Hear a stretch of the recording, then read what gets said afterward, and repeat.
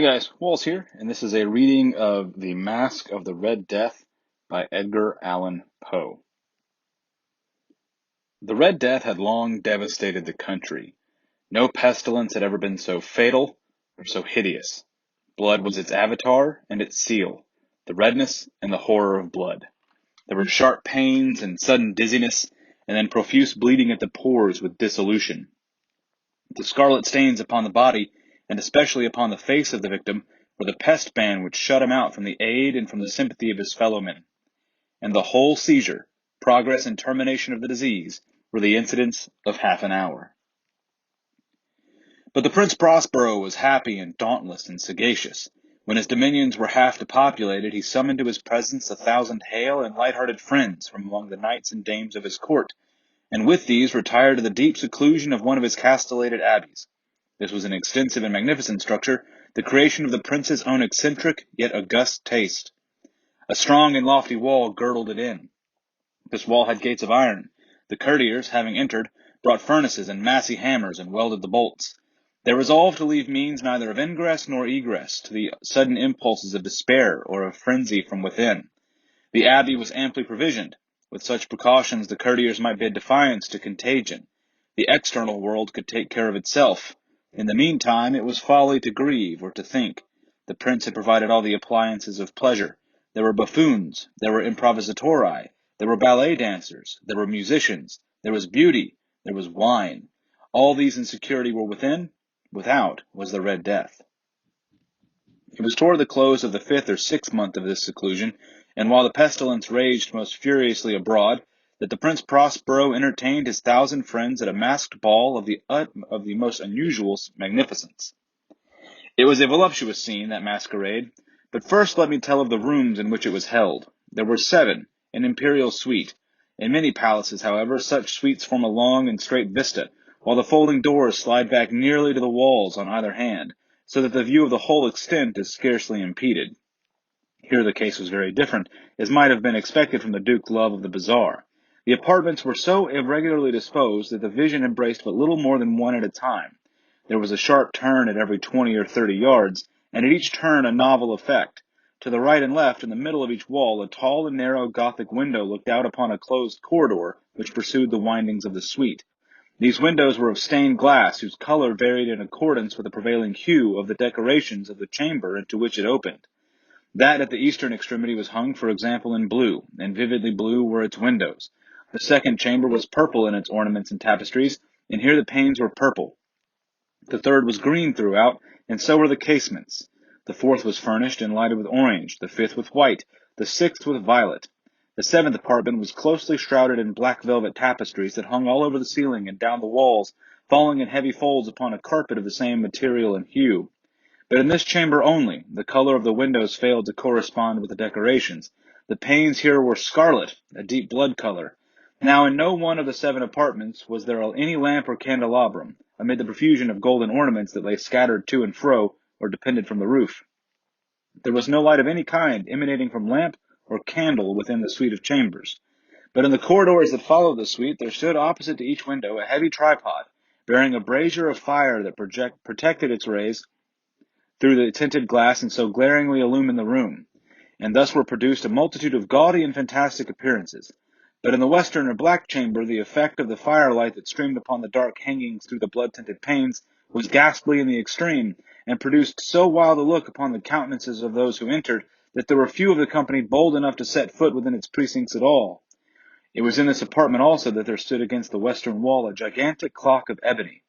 Its pendulum swung to and fro with a dull, heavy, monotonous clang, and when the minute hand made the circuit of the face, and the hour was to be stricken, there came from the brazen lungs of the clock a sound which was clear, and loud, and deep, and exceedingly musical, but of so peculiar a note and emphasis that, at each lapse of an hour, the musicians of the orchestra were constrained to pause momentarily in their performance to hearken to the sound, and thus the waltzers perforce ceased their evolutions, and there was a brief disconcert of the whole gay company. And while the chimes of the clock yet rang, it was observed that the giddiest grew pale, and the more aged and sedate passed their hands over their brows as if in confused reverie or meditation. But when the echoes had fully ceased, a light laughter at once pervaded the assembly, The musicians looked at each other and smiled as if at their own nervousness and folly, and made whispering vows, each to the other, that the next chiming of the clock should produce in them no similar emotion.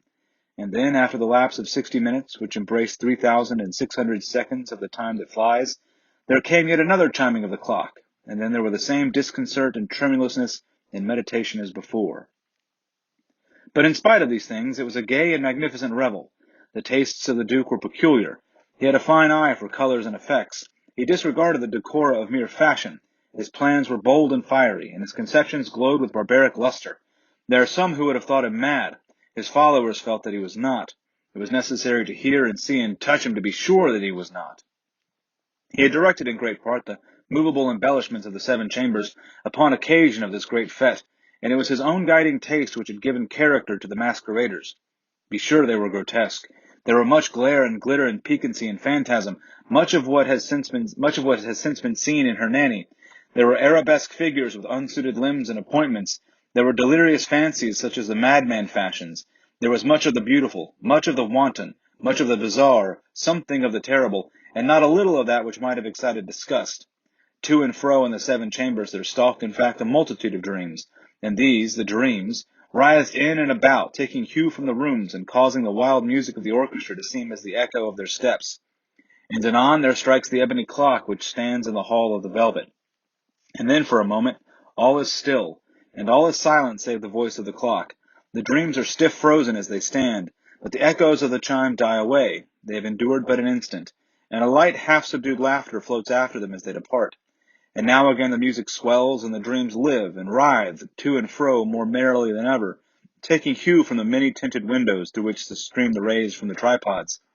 But to the chamber which lies most westwardly of the 7, there are now none of the maskers who venture.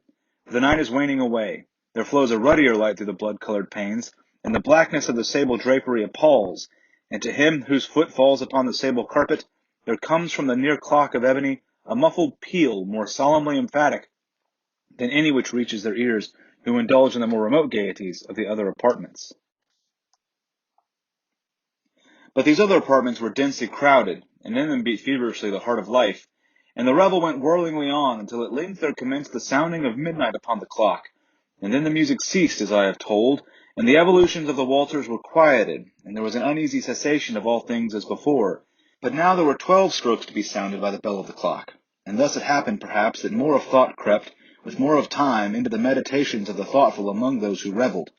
And thus, too, it happened, perhaps, that before the last echoes of the last chime had utterly sunk into silence, there were many individuals in the crowd who had found leisure to become aware of the presence of a masked figure which had arrested the attention of no single individual before.